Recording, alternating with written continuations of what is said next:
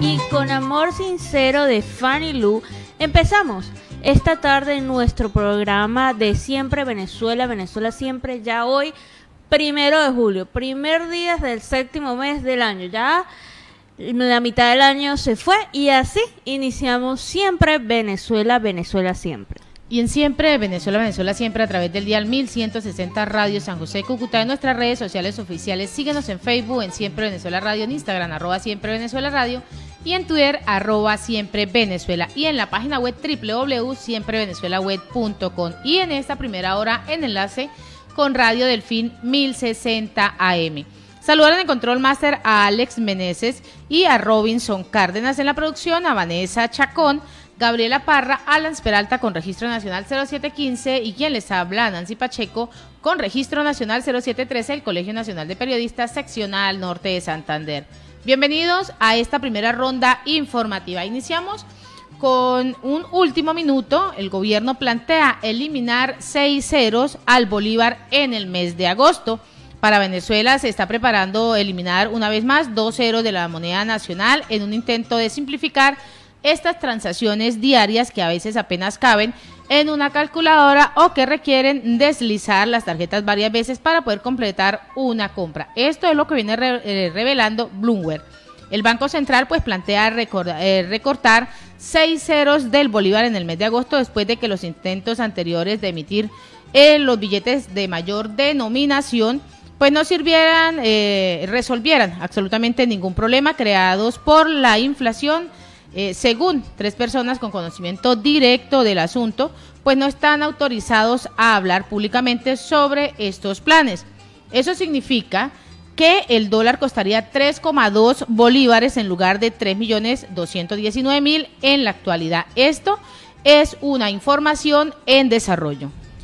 Hace también contados minutos estrenamos esta tarde de julio bien acontecida. Violencia sexual, desapariciones forzadas y ejecuciones son los detalles del nuevo informe Bachelet.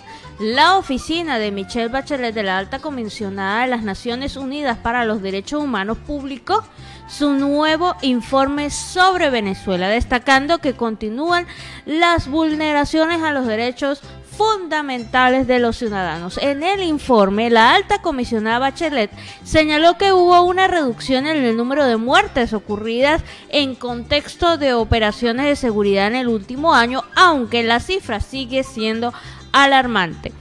Se documentaron adicionalmente 17 casos que coinciden con los patrones de ejecuciones extrajudiciales en los distritos Capital, Miranda, Monagas, Vargas y Zulia. Una de las muertes ocurrió en el contexto de una protesta y las otras 16 durante operaciones de seguridad en zonas marcadas por los altos niveles de inseguridad y violencia. Así lo refiere este nuevo informe. Además, menciona que los agentes de seguridad utilizaron la violencia para controlar a testigos y separar a víctimas de sus familiares. En estos casos, las mujeres y niños presentes en el lugar de los hechos fueron los más afectados. En algunos casos, familiares de las víctimas fueron objeto de acoso y violencia sexual. Según se informa, los agentes permanecieron en casa de las víctimas durante varias horas, manipularon pruebas y escenas del crimen. Esto es inconstitucional, esto es violación de los derechos humanos, de los derechos fundamentales. El informe indica que la mayoría de las víctimas en procedimientos policiales cumplen un patrón. Son hombres de bajos ingresos que viven en barrios populares. Estos sucesos teniendo graves efectos en la comunidad e influyen en la población. Sobre los procedimientos en La Vega, la Alta Comisionada Bachelet hace referencia al operativo que tuvo lugar el pasado 8 de enero que involucró al menos a 650 funcionarios de seguridad. En el transcurso de esta operación, según se reporta, habrían resultado muertos por la acción de la policía al menos 14 jóvenes, entre los que había por lo menos 2 adolescentes. Lamentable estas pérdidas.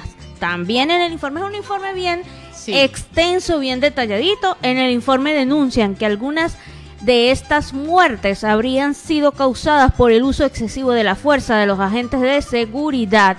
Algunas víctimas reportaron 1 o 2 heridas de bala en el pecho, abdomen o cabeza, lo que se llama ¿cómo se llama? Se me fue el nombre. Ejecución. Lo que se llama ejecución. Zonas vitales para la vida. Es decir, estos patrones son, como lo mencionan, ejecuciones para asegurarse que esta persona no sobreviva. Porque si fuese un tema de, bueno, iba huyendo, se encontró entre la balacera o los disparos fueran en otras zonas del cuerpo, pero se hace repetitivo, estas zonas corporales. También hablan del enfrentamiento con las disidencias de las FARC, las torturas y tratos crueles, los casos de Acosta Arévalo, suspensión de las visitas en centros de detención, el tema de del paso de presos de una cárcel a otra, del traslado, y no se respeta la defensa privada. Documentaron restricciones de las libertades fundamentales y además tienen un tratado especial, este informe Bachelet, sobre elecciones sin garantías. Así que ahorita este es el tema y todas las redes sociales, todos los portales van a ir detallando poco a poco todas estas secciones que tiene este nuevo informe Bachelet. Y el Programa Mundial de Alimentos envía un primer cargamento a Venezuela para estudiantes y el personal de las escuelas. Pues debido a esa paralización que se viene presentando de las actividades académicas por el COVID-19, los beneficiados llevarán un paquete de comidas a sus casas. Pues el Programa Mundial de Alimentos de la ONU envió el día de hoy a Venezuela los primeros paquetes de comidas que recibirán los niños y el personal de las escuelas. Alimentos para las escuelas. Los alimentos pues fueron trasladados a un centro logístico en Maracaibo, en el estado Zulia. Esto como parte de un plan de apoyo de estas instituciones educativas. Y en un comunicado que ha enviado con las escuelas, pues como están cerradas por el tema de la pandemia del COVID-19, el programa proporciona estas raciones de comidas que alumnos y trabajadores llevarán a su casa, que incluyen arroz, leguminosas, sal y aceite vegetal. Existen unas zonas priorizadas para que están en inseguridad alimentaria. La prioridad se da para los menores de 6 años en estas zonas más afectadas por esta inseguridad alimentaria, por lo que pues son los primeros 42,000 paquetes de alimentos que llegan a Maracaibo para ser distribuidos en este primer mes de operaciones. Y existe una cadena de suministros. El programa también ha asegurado que su objetivo es llegar progresivamente a 185,000 niños y personal escolar para finales de este año y a 1,5 millones para fines del año escolar 2022-2023. También gestionará su propia cadena de suministros desde la compra de alimentos hasta la distribución en las escuelas. Esto es lo que viene diciendo este informe que viene presentando para los niños, este informe de este Programa Mundial de Alimentos, en este momento donde Venezuela está pasando por una crisis social, política, económica y donde la parte vulnerable está llevando aún más, como decimos muy coloquialmente en Colombia, del tableado. Así, claro y sencillo. Venezuela en este momento, en medio de la pandemia del COVID-19, de esos niños que son vulnerables y de esas familias que son vulnerables y de esos mismos docentes que no reciben un salario digno, después de dedicarle 30, 40 años a formar, porque son formador de formadores, pues lamentablemente se encuentra en esta situación. Y en este momento en Siempre Venezuela, Venezuela Siempre, nos vamos con el reporte de nuestro corresponsal Carlos Uzcategui, El Miura. En un flash informativo, a esta hora, Consejo de Estado declaró nula la elección de Nemesio Roy Garzón como gobernador de La Guajira. El Consejo de Estado declaró la nulidad de Nemesio Roy Garzón como gobernador de La Guajira para el periodo 2020-2023. Así se dio a conocer tras la audiencia celebrada este jueves, donde se determinó cancelar la credencial del mandatario guajiro. La sentencia deberá ser remitida al Consejo Nacional Electoral y a la Registraduría Nacional del Estado Civil. Contra la decisión no procede recurso alguno. Sería el número 13 en 7 años que tiene la Guajira de gobernadores. Carlos Ucategui para el programa Siempre Venezuela.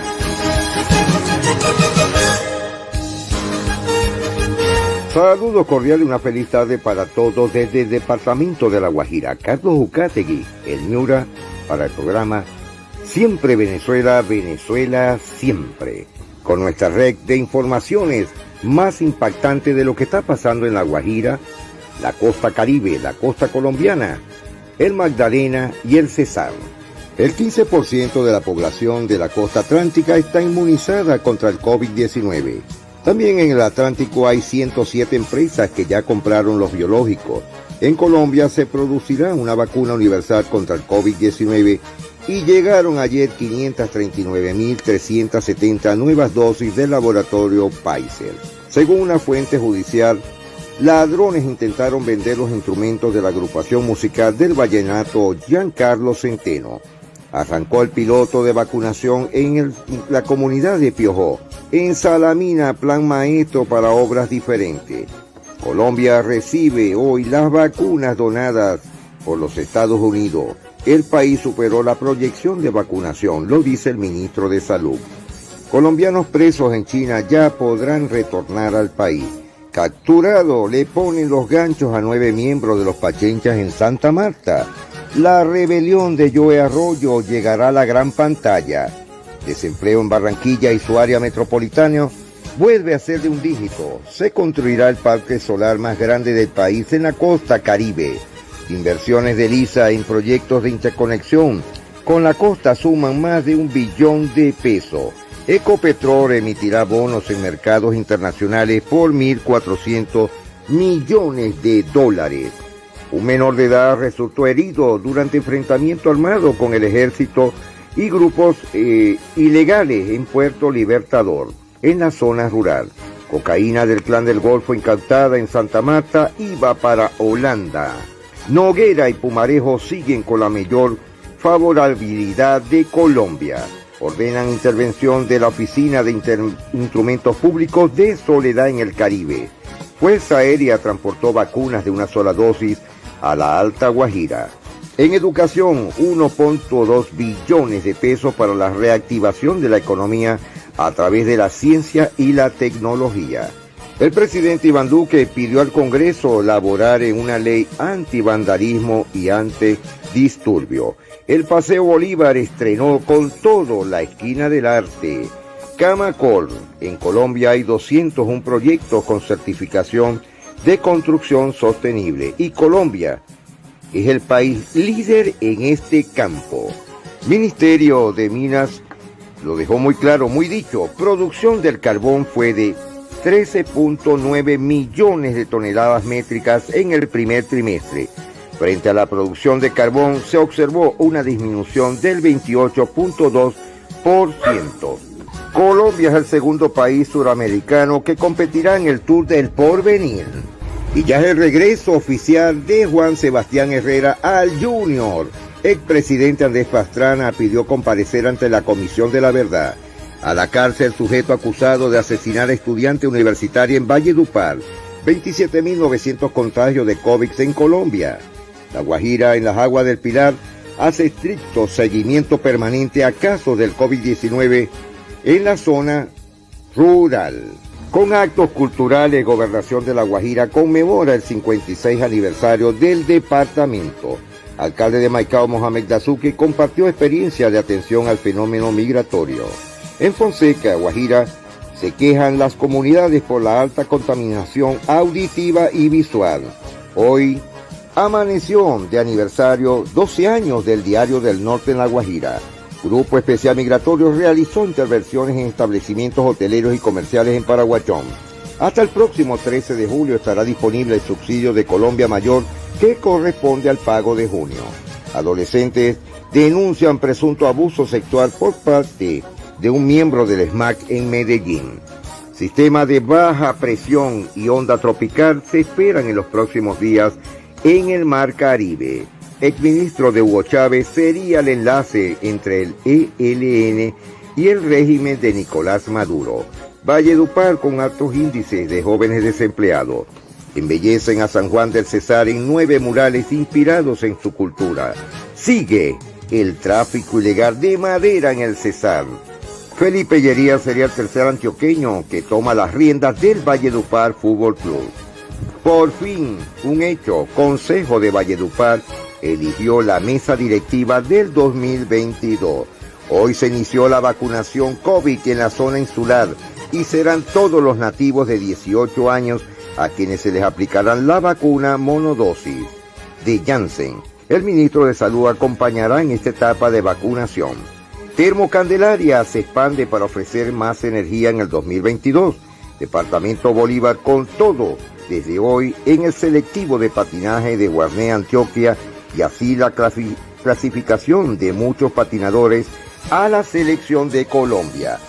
La Feria Vimo 2021 será presencial en el Puerta de Oro de Barranquilla.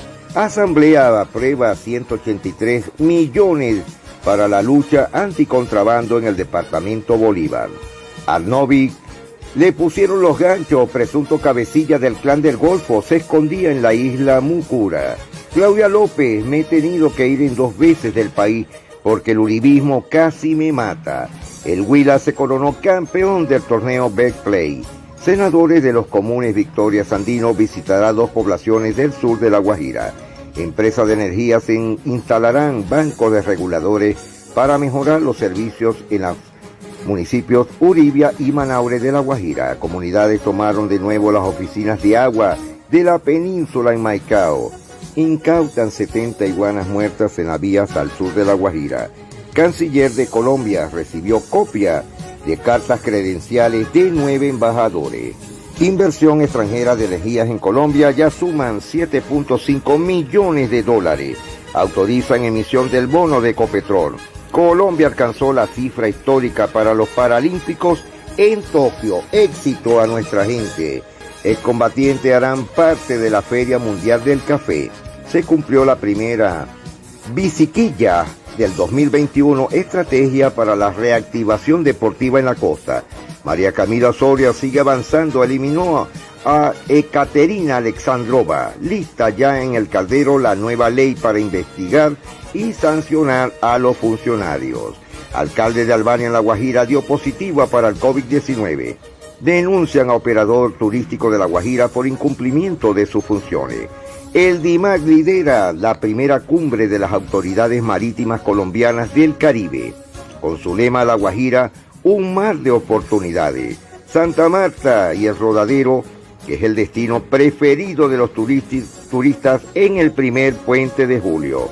Media maratón en Montería en el segundo semestre va para adelante. Córdoba clasificó a semifinales de la Copa Prejuvenil Winspoken. La ciclista cucuteña Yané González se va de gira a España. Murió de COVID-19 la cantante ocañera Yerly Scarlett Ramírez, que fue ex participante de Yo Me Llamo. Carlos Ucategui, retornando a los estudios. Y este fue ese primer reporte de nuestro corresponsal Carlos Uzcategui. Continuamos con más información. Bueno, hay más información sobre el incendio que hubo en la UCB. La rectora sale a confirmar, sale adicionalmente a denunciar que tuvo que pagar camiones cisternas de agua para poder cubrir el agua suficiente para bajar el incendio. Aparte, los bomberos indican que lamentablemente el techo en la infraestructura sufre los cimientos y el techo está por derrumbarse. Es decir, el incendio fue extremadamente fuerte. Cuando eso pasa, el incendio llega a temperaturas tan altas que el hierro de las cabillas se hace bastante maleable y es por eso que se caen las infraestructuras y cae el techo. Aparentemente, en este primer informe, se estaría indicando esta posibilidad de que lamentablemente la edificación de ciencias políticas va a caer, va a derrumbarse, sería mejor tumbarla con anterioridad. Va a desaparecer, va a eso era lo que desaparecer. querían. Eso era lo que querían. Lamentablemente, pues esas son las noticias que a esta hora pues nos llegan del incendio relacionado con la UCB. Y en Siempre Venezuela siempre vamos a una pausa comercial y musical. Ya regresamos. La combinación vallenata con Dime que me quieres. Así iniciamos este segundo segmento de Siempre Venezuela, Venezuela siempre, la tarde de hoy. Y en Siempre Venezuela siempre es noticia. Estados Unidos mantiene a Venezuela en la lista negra del tráfico de personas. Pues en categorías también se incluyen otros países con regímenes autoritarios de izquierda, como lo es Cuba, Nicaragua y China.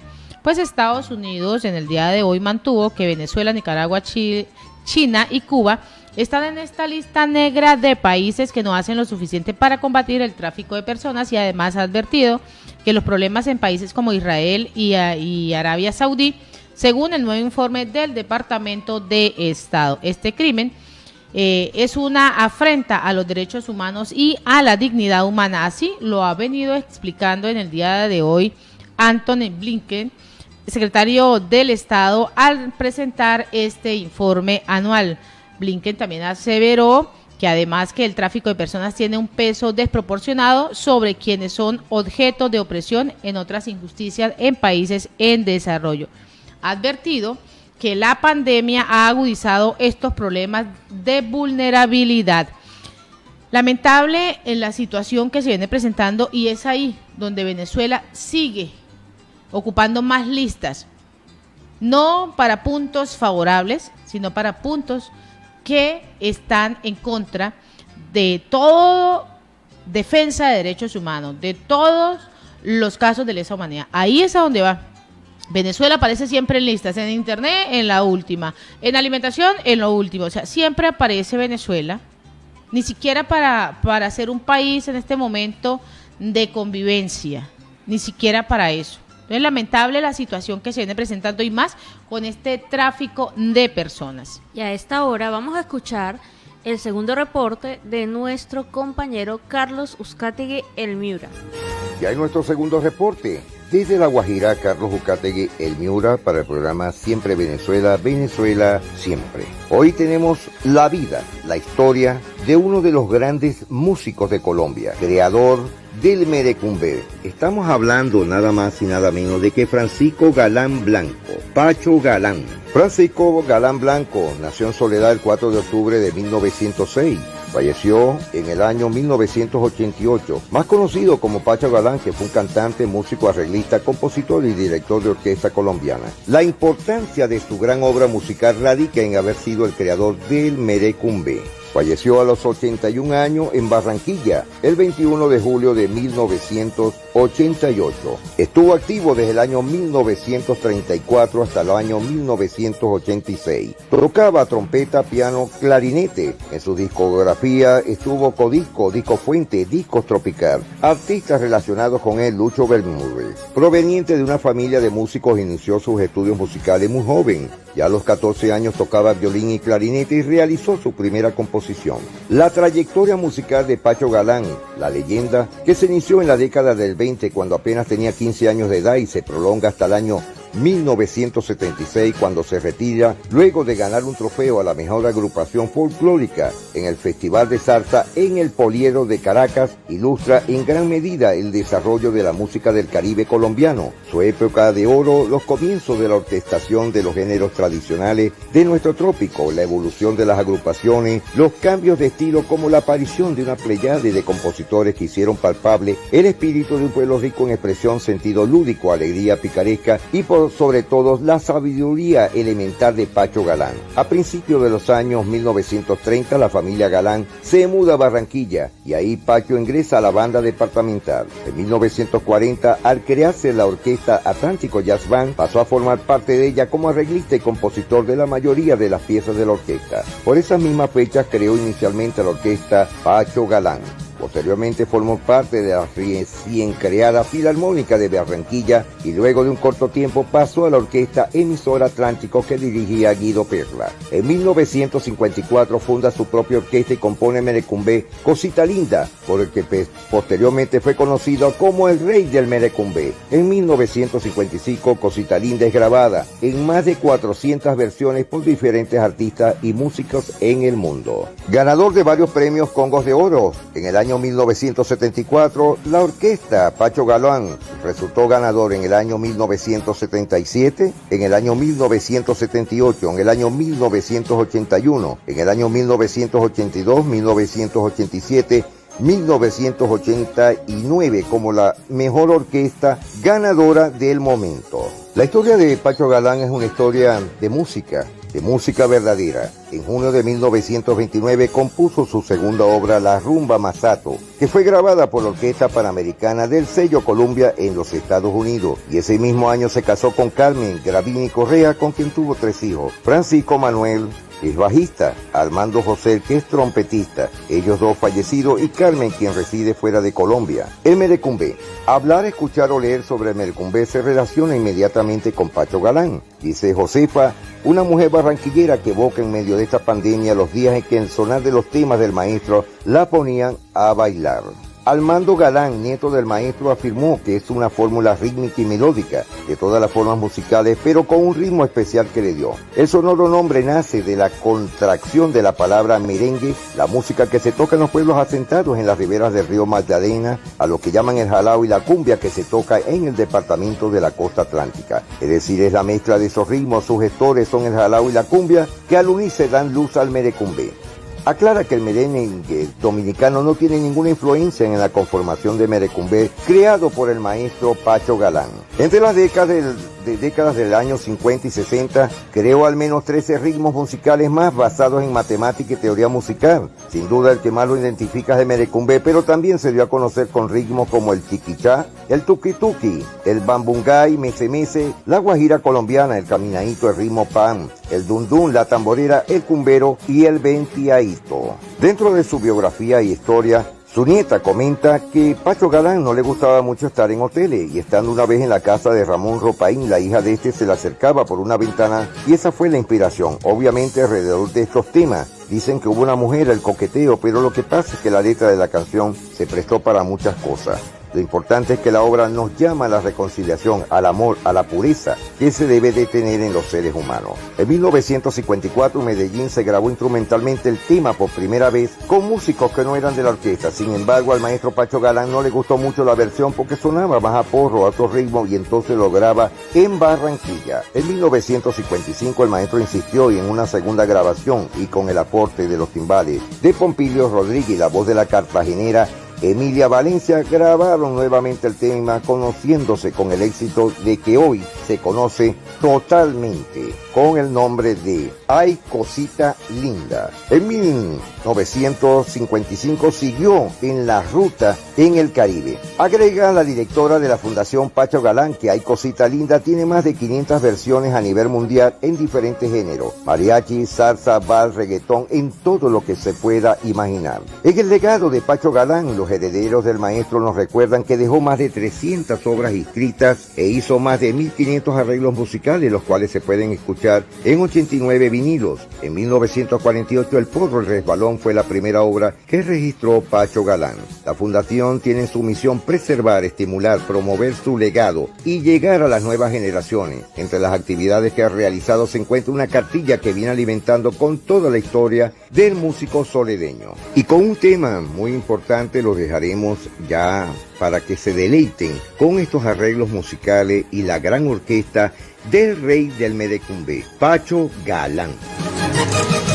Bueno, y así con este tema continuamos en Siempre Venezuela, Venezuela es noticia. Venezuela recibe las primeras provisiones del Programa Mundial de Alimentos. El Programa Mundial de Alimentos de las Naciones Unidas anunció que llegaron a Venezuela las primeras provisiones para iniciar su programa de comidas escolares para niños vulnerables y personal de la escuela. El Programa Mundial de Alimentos de las Naciones Unidas trasladó sus primeras provisiones de alimentos a su centro logístico en Maracaibo, Venezuela, en tanto se prepara a iniciar en el país su programa de comidas escolares. Así lo reseña la cuenta en Twitter @ONU Venezuela.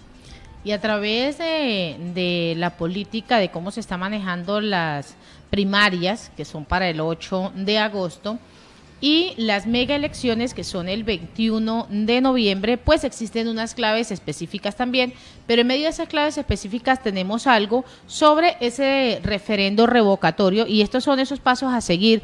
De acuerdo con la Carta Magna, tomando en cuenta que Maduro se juramentó en mayo del 2018, pues ya se ha cumplido la mitad de su mandato presidencial y hay una posibilidad de activar un referendo revocatorio hacia esta situación. El pasado mes de mayo, el Movimiento Venezolano por la Revocatoria consignó ante el Consejo Nacional Electoral un documento para solicitar esta activación del referendo revocatorio contra Nicolás Maduro, dado a que, de acuerdo con las estimaciones, ese mes se cumplió la mitad del mandato que recibió Maduro en el año 2018. En este sentido, César Pérez Vivas, exgobernador del Táchira y representante del movimiento, ha explicado en ese momento que la Asamblea Nacional Constituyente, instalada por el gobierno de Nicolás Maduro en el año 2017, pues fue un régimen de excepción constitucional que dejó sin efecto la norma que establece que el inicio del periodo presidencial comenzaría el 10 de enero. Recordó que dicha instancia adelantó una convocatoria de elecciones presidenciales previstas para diciembre del 2018, para mayo de ese mismo año, y que juramentó a Maduro como presidente el 24 de mayo del 2018 en el Palacio Federal Legislativo, sede del Parlamento Nacional. Ante este escenario que se viene presentando, pues la convocatoria de un referendo revocatorio tiene basamento legal, y esto lo ha dicho al pitazo, donde en resumen ese proceso para revocar a Maduro es un mandato por la vía electoral, y en ese basamento legal, la Constitución de la República Bolivariana de Venezuela, en su artículo 72 establece que todos los cargos y magistraturas de elección popular son revocables. Transcurrida la mitad del periodo por el cual fue elegido el funcionario o funcionaria, un número no menor del 20% de electores o electoras inscritos en los correspondientes circunscripción podrá solicitar la revocatoria de un referéndum para revocar su mandato. Esto es lo que reza este artículo número 72. Juan Guaidó se reunirá con la misión técnica electoral de la Unión Europea que visitará Venezuela. El presidente interino confirmó que mantendrá un encuentro con los enviados del bloque. Vamos a poner nuestros puntos y cuáles son las condiciones. Así lo expresa Juan Guaidó. El opositor y presidente interino de Venezuela dijo este miércoles que se reunirá con la misión de la Unión Europea que visitará el país para evaluar si están dadas o no las condiciones para la observación electoral. Lo mencionamos hace unos días que la Unión Europea iba a enviar esta misión de exploración de condiciones, de exploración de ver qué ambiente hay para las elecciones, cuáles son las reglas, cuáles son los basamentos, qué disposición real hay para que estas elecciones sean libres, democráticas, participativas, que el voto sea secreto y universal. Guaidó indica, claro que nos vamos a reunir, claro que vamos a poner nuestros puntos, cuáles son las condiciones, no solamente la participación, sino cuáles van a ser las garantías de cumplimiento y respeto político de cara a la solución del conflicto.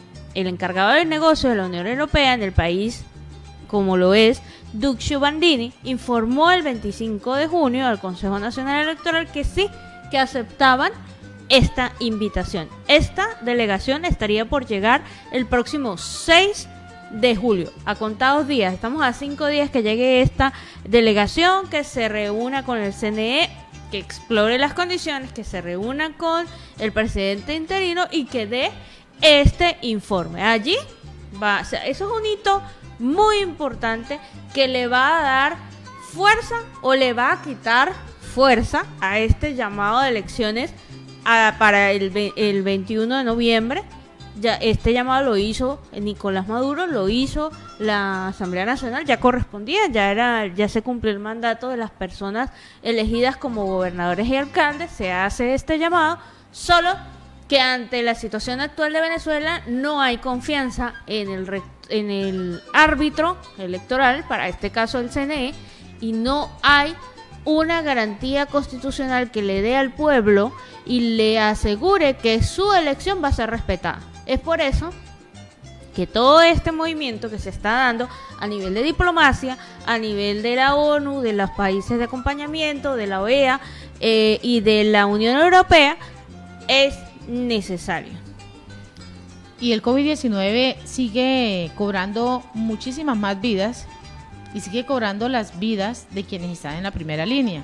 Y el estado Zulia, que es uno de los estados más golpeados por el COVID-19 y muchísimas pérdidas en esa parte, pues fallece de esos 2 médicos en Maracaibo por el COVID-19 en 24 horas. El médico familia Merelis Reyes ha fallecido, un traumatólogo Juan José Medina. Los especialistas estaban hospitalizados para atender sus complicaciones como consecuencias del virus del COVID-19, pues los médicos han perdido esta batalla contra el COVID-19, son especialistas. Y el jefe de posgrado de medicina de la Universidad del Zulia, Freddy Pachano, ha informado sobre estos 2 casos y lo ha hecho a través de su cuenta en Twitter, donde ha escrito que por complicaciones asociadas al COVID-19, tanto el doctor Juan José Medina, especialista en ortopedia y traumatología, egresado del Hospital Central, querido y apreciado amigo, descansa en paz y envía un sentido pésame a toda su familia. Y sobre la médica Reyes también publicó: lamento informar el fallecimiento por COVID-19 de la doctora Marely Reyes, quien por muchos años se encargó de la consulta médica familiar del Hospital José María Vargas del municipio Jesús Enrique Lozada.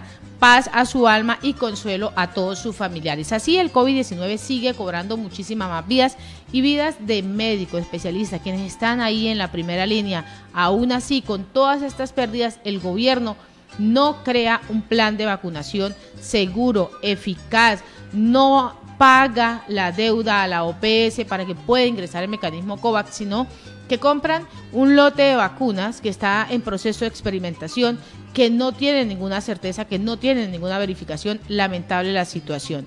Y a esta hora en Siempre Venezuela, Venezuela Siempre, vamos a pausa comercial y musical.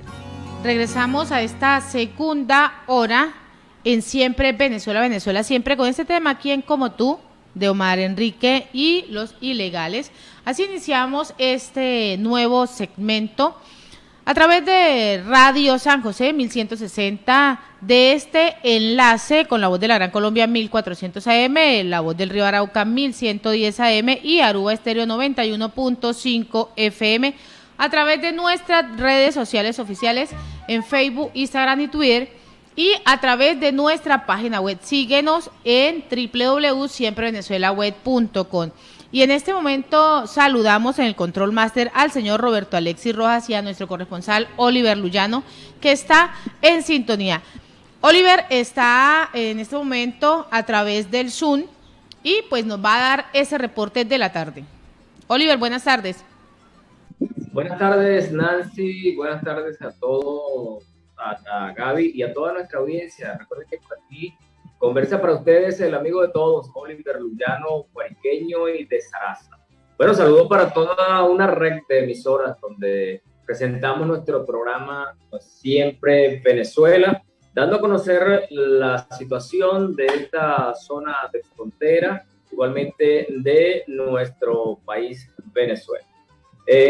Vamos a comenzar nuestro reporte con esta noticia que ha tomado primera plana de los noticieros y también de los portales de noticias de la ciudad, y es que se han designado nuevos presidentes del Consejo Municipal y también de la Asamblea Departamental de Arauca. También en esta elección resultó el concejal Juan José Ramírez como presidente de la directiva del Consejo Municipal. También se suma a esta elección de estos cuerpos colegiados la elección del representante Willington Rodríguez Benavides como presidente de la Asamblea Departamental. Ambos políticos pertenecen a Cambio Radical. También en la conformación de la nueva mesa directiva estuvo presente el alcalde Edgar Fernando Tobar, quien vio con muy buenos ojos la designación de estos legisladores. Por su parte, el diputado Rodríguez Benavides, en su primer discurso como presidente de la Asamblea Departamental, agradeció al grupo Galaxia, clave en su elección, la confianza depositada. De igual manera, expresó disposición para trabajar en conjunto con el alcalde para sacar adelante el municipio de Arauca.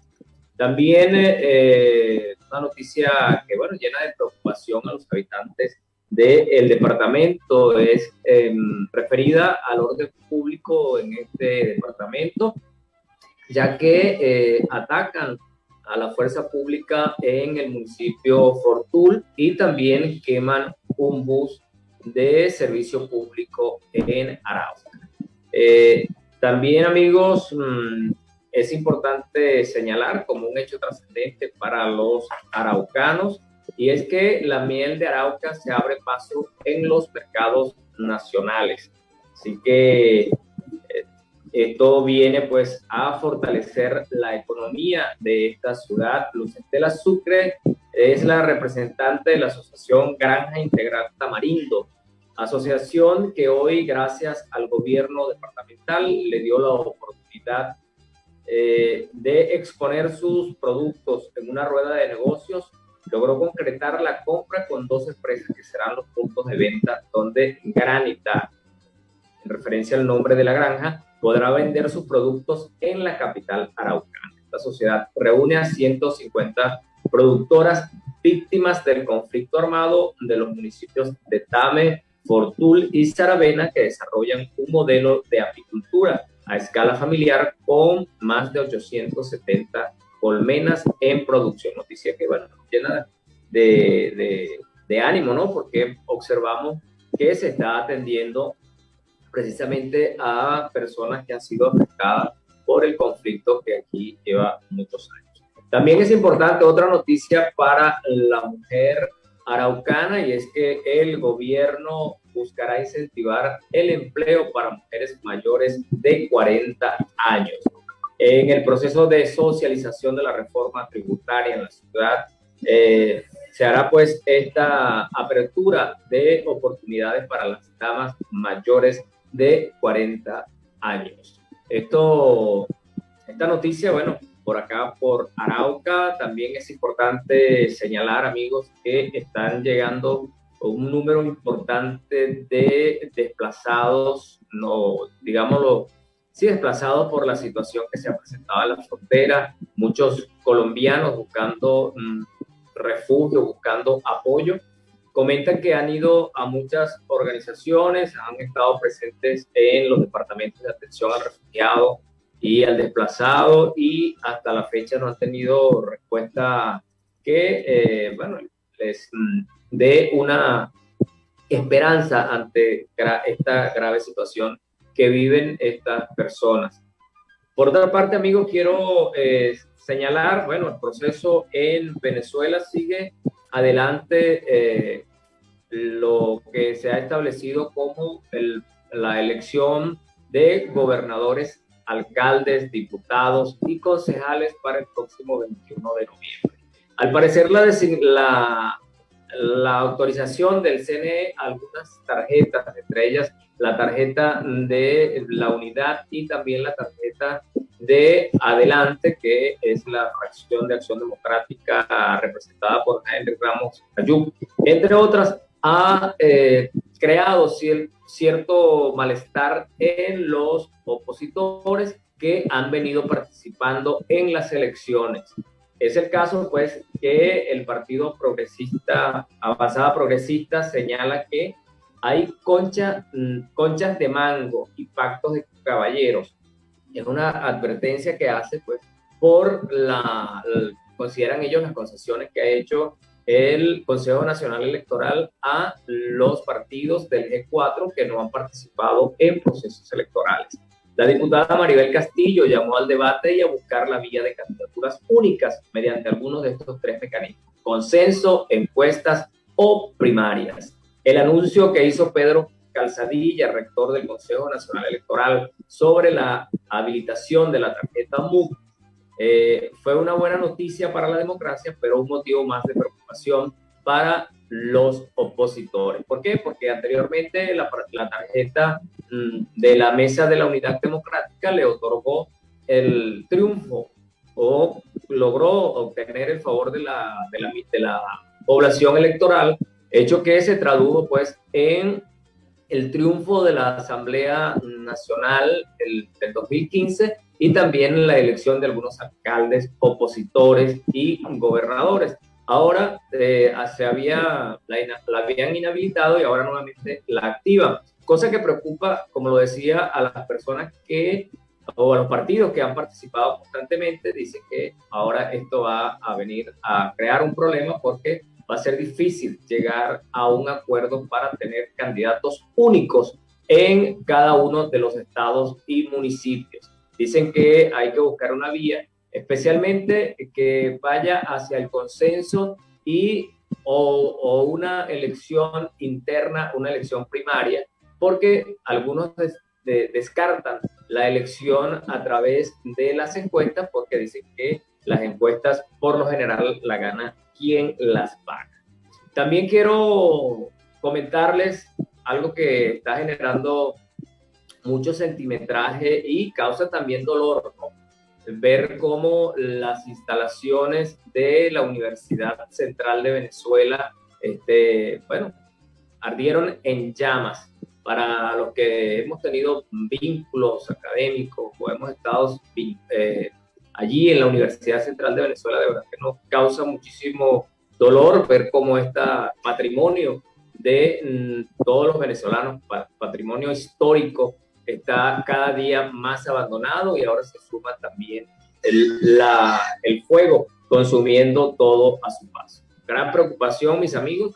Invitamos a los catedráticos, invitamos al pueblo en general a un llamado de atención para darle coto a esta situación que está viviendo la universidad. Se le suman los robos, se le suman cualquier cantidad de situaciones que ocurren aquí en esta universidad, la más importante, vamos a decirlo así, de Venezuela y de América Latina.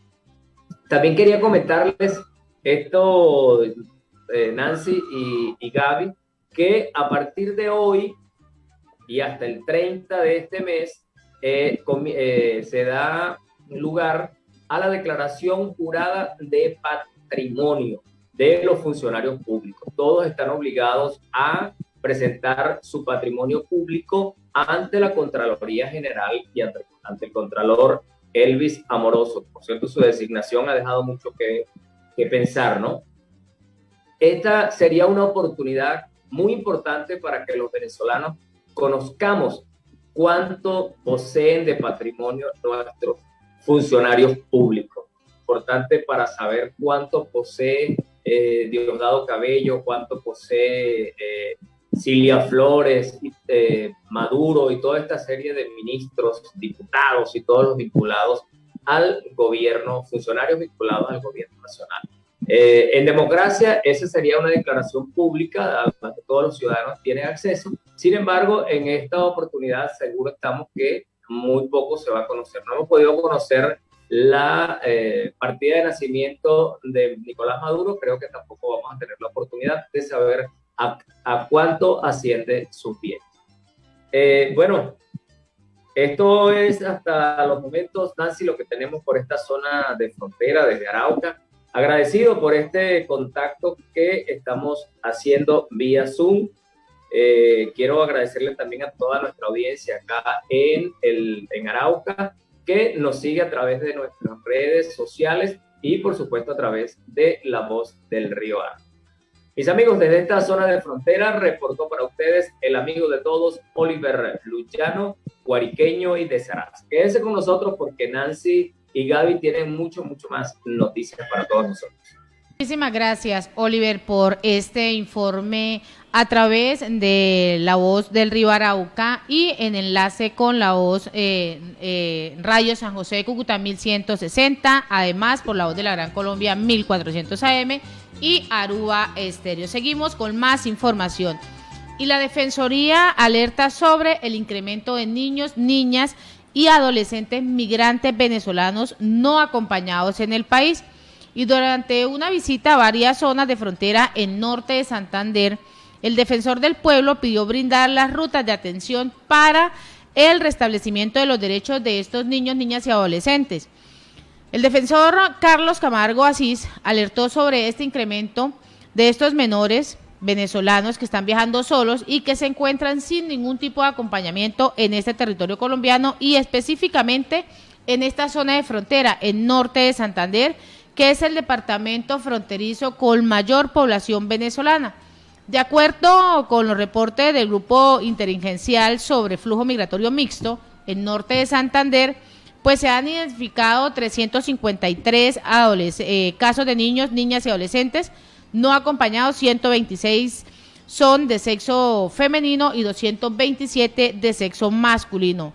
Es alarmante que por lo menos 47 niños tengan menos de 13 años. El equipo del territorio que está trabajando en este sector han podido constatar que inclusive hay niños menores de 5 años que no tienen acompañamiento de ningún adulto. Esto es lo que ha venido reiterando el defensor del pueblo en esta ciudad, en Cúcuta, al visitar varios de los albergues donde están refugiados estos menores de edad. De los 353 casos que están identificados, 135 lograron restablecimiento de contacto familiar y 214 aún no se encuentra ningún familiar, no han logrado identificarlos.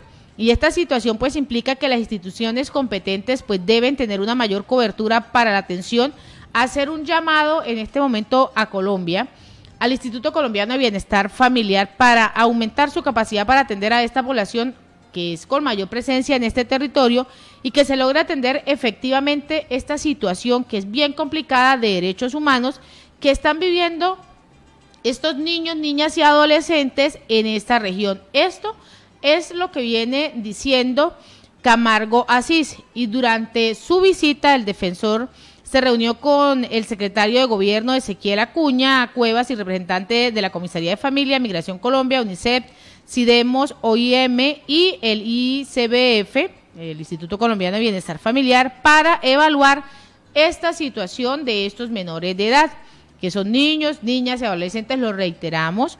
Tras el encuentro que se presentó, Camargo pidió unir esfuerzos para esta atención de estos derechos que estos menores deben tener y garantizarles a ellos mismos las garantías necesarias de seguridad, brindar las rutas que puedan retornar con sus padres y familiares.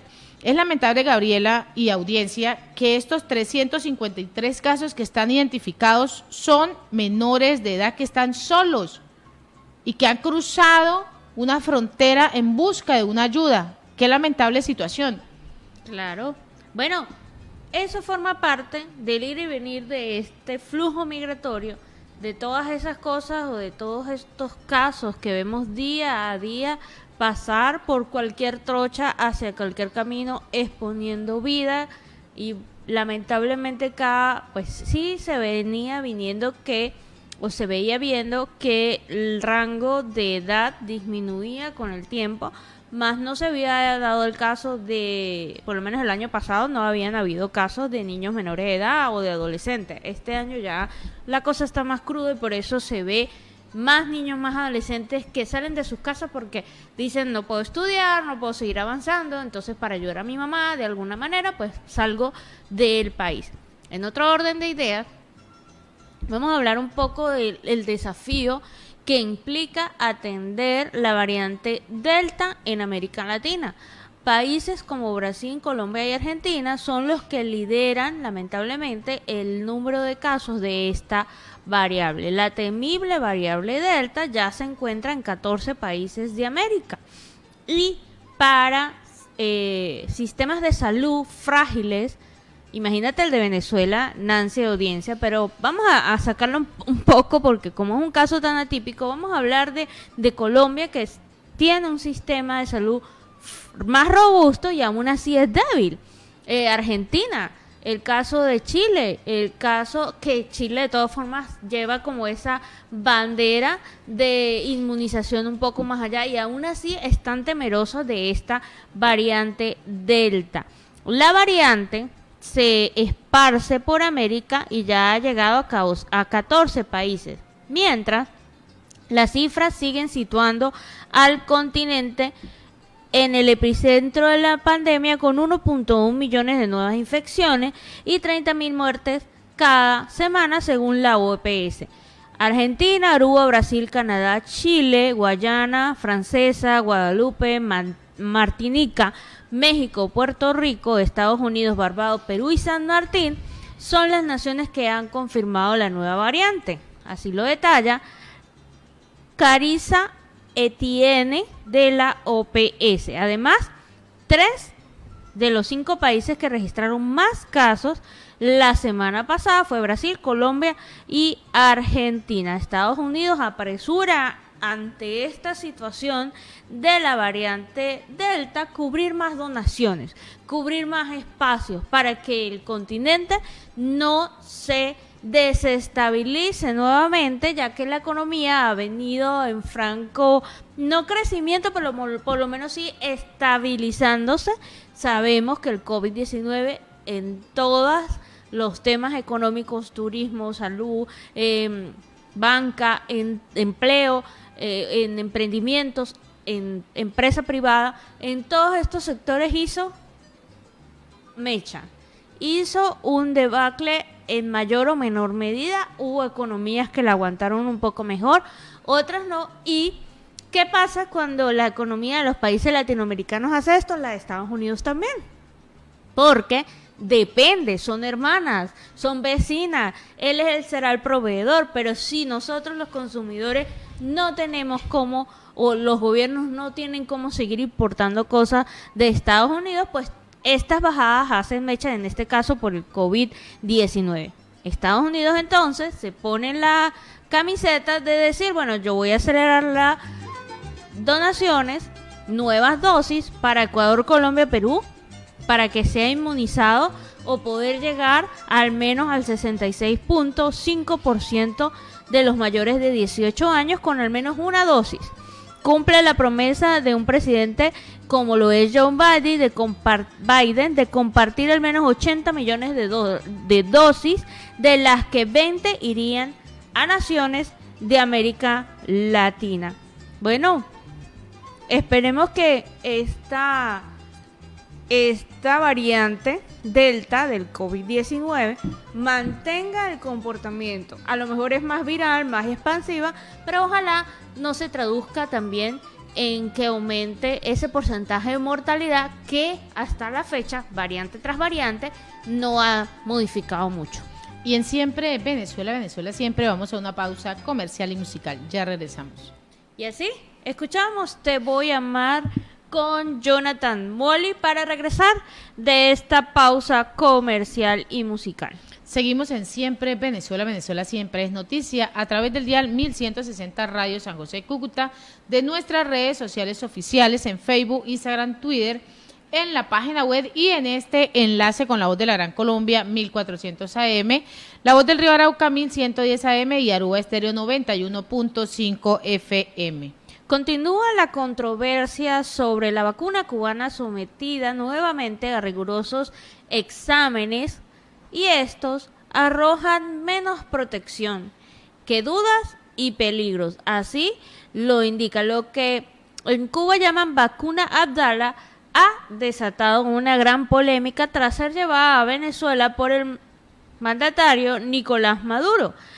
Este compraría 12 millones de dosis, que aunque no se trata de un procedimiento exploratorio médico, vale la pena hacerle esa lupa, esa revisión, entendida como tomar elementos diversos de la discusión para tratar de entender por qué se procede a hacer esa transacción entre el régimen de Raúl Castro y Miguel Díaz-Canel, que sería el representante por parte de Venezuela.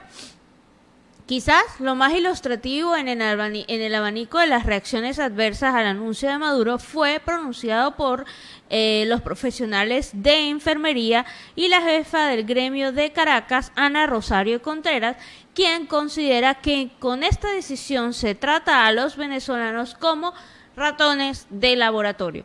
Con diversa información, tanto la Academia de Medicina como la Organización de Médicos Unidos por Venezuela y personalidades de la gama opositora a la administración de Maduro han expresado un rechazo contundente, sobre todo porque las vacunas comprobadamente eficaces que están en el método del sistema COVAX dispuestas para Venezuela aún no acaban de llegar al país, porque aún los ministros del presidente chavista, aunque digan lo contrario, no han pagado el dinero que hace falta. La vacuna, que aún no es vacuna, eso lo aclaran muy bien, la vacuna que aún no es vacuna, con la que van a vacunar a 12 millones de personas, busca entender con mayor claridad lo que ocurre. Y tomamos las impresiones del doctor Enrique López Loyo, presidente de la Academia Nacional de Medicina, quien dijo: esas 12 millones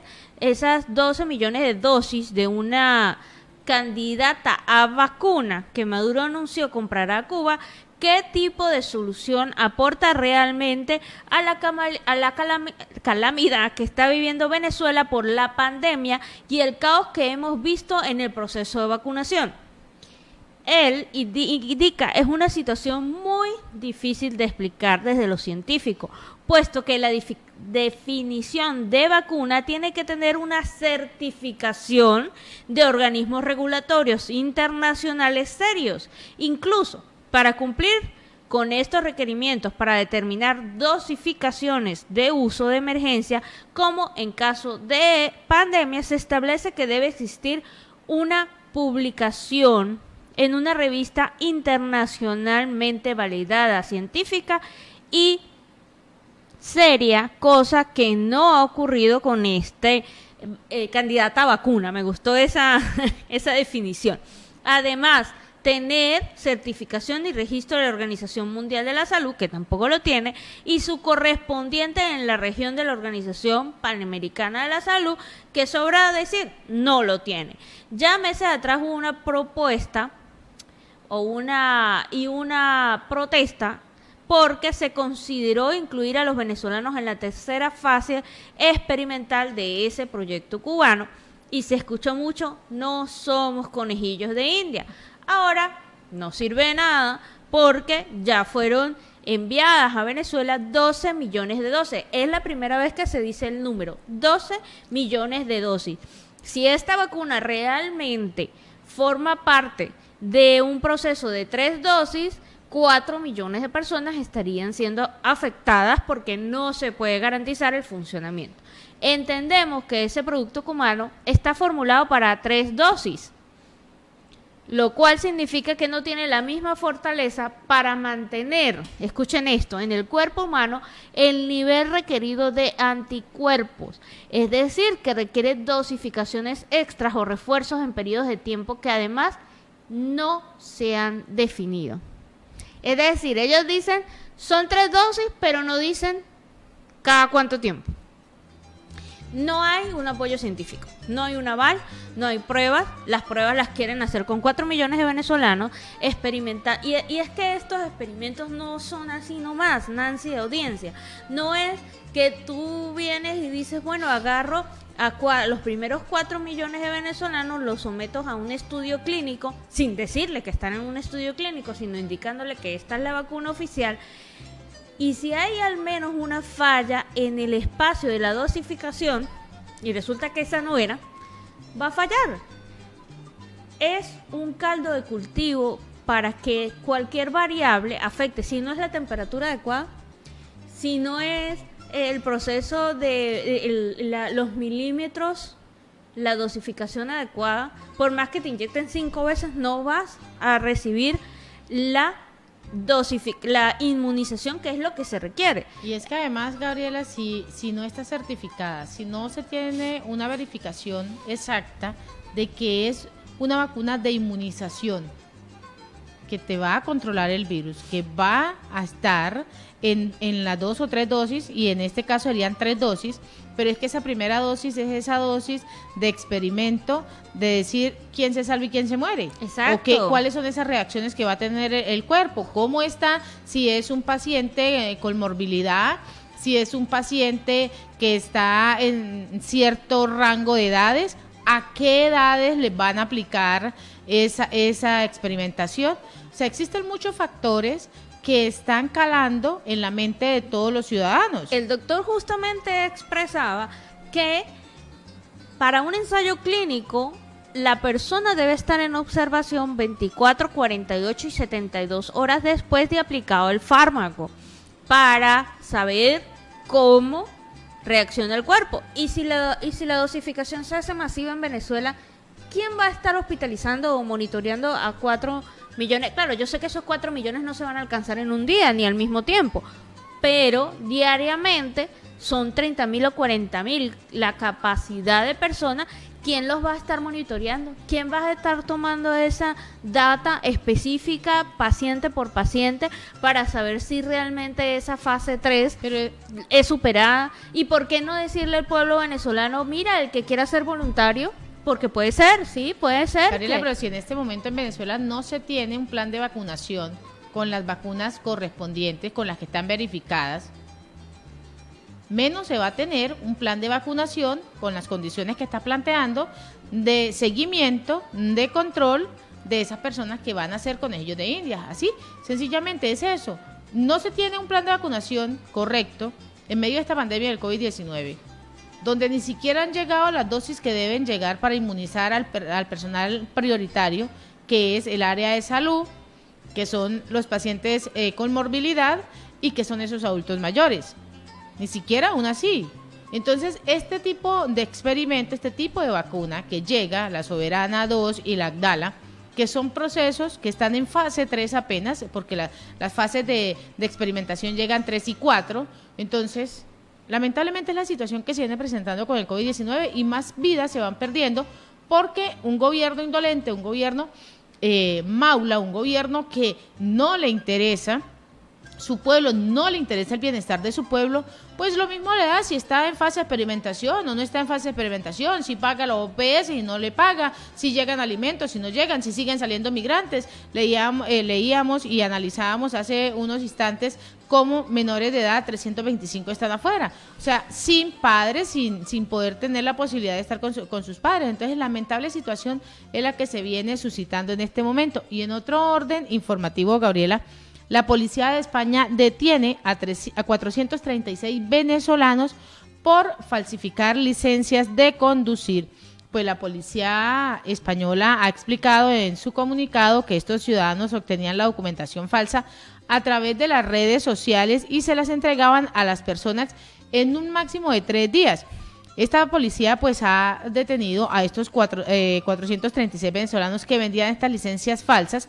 Las autoridades han informado a la prensa en el día de hoy que la operación en la que aprendieron a estos ciudadanos se desarrolló en 11 regiones del país. Las autoridades han detallado en un comunicado que los detenidos obtenían esta documentación falsa a través de las diferentes redes sociales, donde pues estos grupos criminales ubicados en Venezuela les cobraban una media de $90 y se comprometían a entregárselos vía postal y en 2 o 3 días la licencia de conducir venezolana.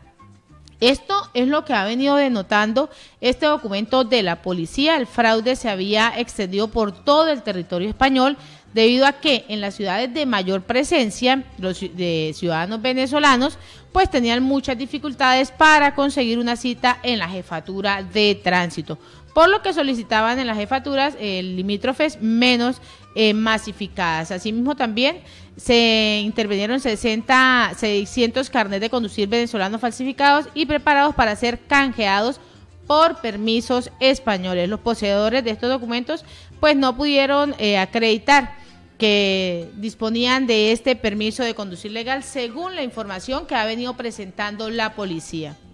También en temas migratorios, en temas de refugiados, lamentablemente la ACNUR está advirtiendo que al menos 400 refugiados murieron por COVID-19 en el año 2020. ACNUR advirtió de todas formas que las cifras reales podrían ser significativamente mayores debido a la falta de diagnóstico e información completa sobre los contagios y las muertes que muchas veces no fueron reportados. Al menos se saben de 400 refugiados, solicitantes de asilo y otros desplazados que murieron por COVID-19, un colectivo en el que se confirmaron más de 400.000 contagios, alertó que la agencia de la Organización de Naciones Unidas para los Refugiados en su informe sanitario anual. El organismo de Naciones Unidas dio estas cifras y dice que las cifras reales podrían ser aún mayores debido a la desinformación. La tasa de mortalidad medida en el colectivo de refugiados y migrantes ronda el 1%. Fue similar a la media general, aunque ACNUR teme que el porcentaje real también sea mayor debido a las condiciones en las que vive la mayoría de estos refugiados. El informe señala en todo caso que la causa principal de muerte entre los refugiados sigue siendo el COVID-19 seguido por un cuadro de malaria, por lo que la infección en las vías respiratorias sería más fuerte, ¿ok? Sería más fuerte y los problemas respiratorios serían más elevados. ACNUR trabajó durante el 2020 para que los refugiados fueran incluidos en los planes de vacunaciones nacionales y junto con el programa COVAX de la Organización Mundial de la Salud están asegurando que los que han quedado excluidos tengan acceso a la vacunación. Ojalá todas las personas a nivel, sin importar su estatus migratorio, sin importar en dónde se encuentran, en dónde estén ubicados, tengan la posibilidad de llegar, de tener acceso a esta inmunización, porque frenar esta pandemia nos conviene a todos. Y en otro orden de información, en Miranda pues sigue esa escasez de agua y se agudiza en los valles del Tuy. Desde hace 9 días a las comunidades de estos municipios, Urdaneta y Lander, pues no llega agua por tubería. Hidrocapital ha informado que el retraso se debe a que el agua en la planta de tratamiento Comurito pues está turbia debido a las lluvias. Los municipios Urdaneta y Tomás Lander de los Valles del Tuy y Estado Miranda continúan sin agua luego de que se incumpliera en el ciclo de distribución que viene aplicando Hidrocapital por parte de un plan de racionamiento. Según la hidrológica, pues el agua de esta planta de tratamiento está así por consecuencia de las lluvias que se han venido presentando. Esta situación es muy lamentable porque lo hemos venido denunciando reiteradamente. El agua que ha llegado por tubería es un agua totalmente no apta para consumo, no apta para bañarse, no apta para nada, absolutamente para nada.